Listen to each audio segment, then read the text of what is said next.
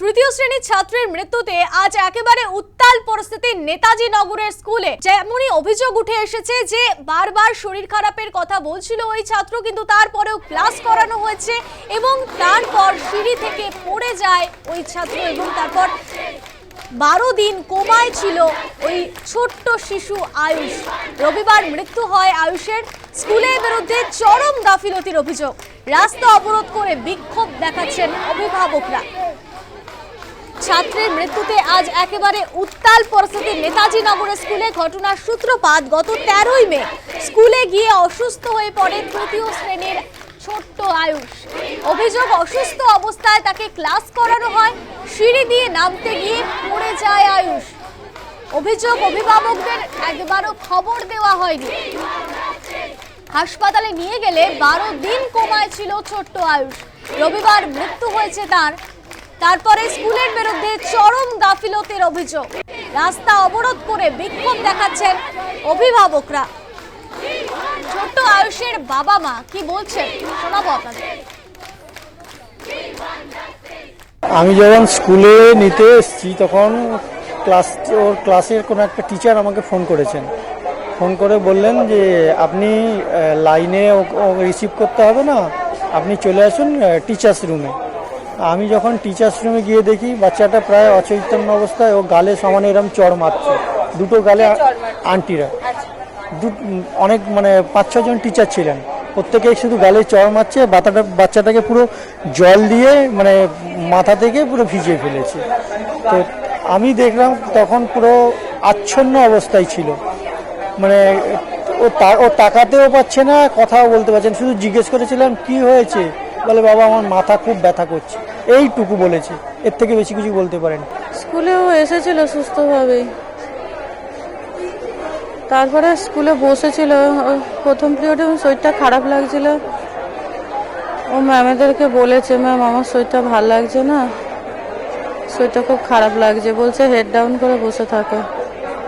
এরকমভাবে পরপর 6টা পিরিয়ড ওকে হেড ডাউন করিয়ে যতবার ম্যামেদেরকে গিয়ে গিয়ে বলেছে। এমনকি ওর আশেপাশে যত বন্ধুরা ছিল, ক্লাসমেট ছিল, সবাই গিয়ে বলেছে ম্যাম আয়ুষের শরীর খারাপ করছে, বলছে ওকে হেড ডাউন করে বসে থাকতে বলো। হেড ডাউন করে ওইভাবে বসেছিল। জানলার যে জায়গাটায় ওকে বসিয়ে রেখেছিল, ওর বেঞ্চটার উপরে প্রচুর রোদ এসে ওর মাথায় পড়ছিল। তো 6 পিরিয়ড এইভাবে গরমের মধ্যে কাটানোর পরে ও অচেতন হয়ে যায়। তারপরে ওখানেই ওর জ্ঞান ছিল না, ওর বন্ধুরা ডেকে ডেকে তুলেছে। ও উঠে বলছে ম্যাম আমি এই ভারী ব্যাগটা নিয়ে নামতে পারছি না, আমি দাঁড়াতেও পারছি না। ওর পা তখন নাকি টলমল করছিল। ওর বন্ধুরা সবাই দেখেছিল, তারাই সবাই জানিয়েছে। তারপরে ওকে জোর করে ওইভাবেই বলছে তুমি তোমার ব্যাগ নিয়ে তুমি নামো। তারপরে ওইভাবে যখন ও ব্যাগ নিয়ে নামছে তখন ও নামতে গিয়ে আর সামলাতে পারেনি, সিঁড়ি থেকে গড়াতে গড়াতে পড়ে গিয়ে ওর মাথায় প্রচন্ড আঘাত লেগেছে আর খুব জোরে আওয়াজ হয়েছিল। ঘটনাস্থলে খবর পেয়ে আজ যান টালিগঞ্জের বিজেপি বিধায়ক পাপিয়া অধিকারী। তিনি গিয়ে আয়ুষের বাবা মায়ের সঙ্গে কথা বলেন এবং কথা বলেন অন্যান্য অভিভাবকদের সঙ্গে। সে ছবি আপনাদের দেখাচ্ছি। আজ ঘটনাস্থলে গিয়েছিলেন টালিগঞ্জের বিজেপি বিধায়ক পাপিয়া অধিকারী, গিয়ে কথা বলেন আয়ুষের বাবা মায়ের সঙ্গে।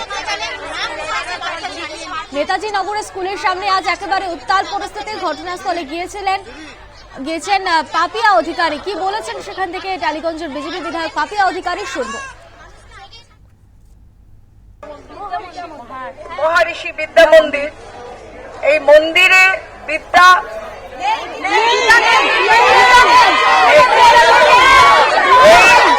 খালি পয়সার ব্যাপার। এরা সকলে জাস্টিস চান, সবাই বলছেন, সবাই এক কাট্টায় বলছেন এখানে বাচ্চাদের পড়ানো হয়, কিন্তু বাচ্চাদের সম্পর্কে কোনো রকমের তাদের অসুখ করলো, মাথা ফাটলো, কোনো কিছু সম্পর্কে তারা কেয়ারফুল নয়। সিকরুম নেই, কোনো সিকরুম নেই। অভিভাবকদের বলবো আপনারা পেরেন্টস ফোরাম তৈরি করুন। অনেকদিন আগেই এটা তৈরি করা উচিত ছিল।